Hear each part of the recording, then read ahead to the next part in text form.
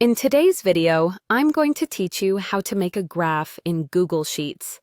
Whether you're looking to create a simple chart for a personal project or a detailed graph for a professional presentation, Google Sheets makes the process straightforward and efficient. Let's dive in. Begin by selecting your data. This is the foundational step, as your graph will be based on this information.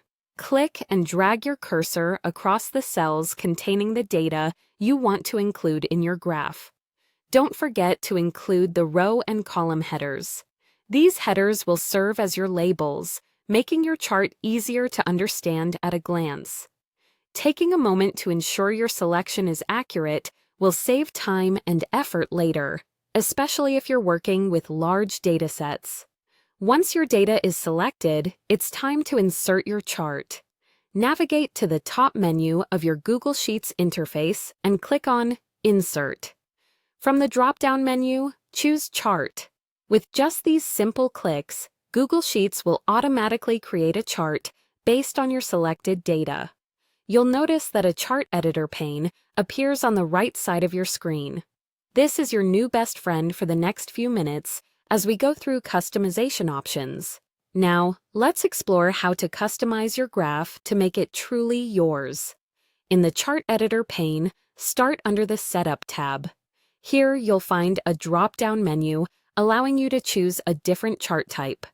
Google Sheets may suggest a default chart, but feel free to change it to suit your data presentation needs. You can select from various types, such as line, bar, or pie charts, depending on what best represents your data. To further tailor your chart, click on the Customize tab. This is where you can really start to make your chart stand out. First, let's look at editing titles and labels. Expand the Chart and Axis Titles section to change your chart title, axis titles, and even the font. This ensures your graph not only looks good, but also provides clear information to your audience. Beyond titles and labels, appearance is key.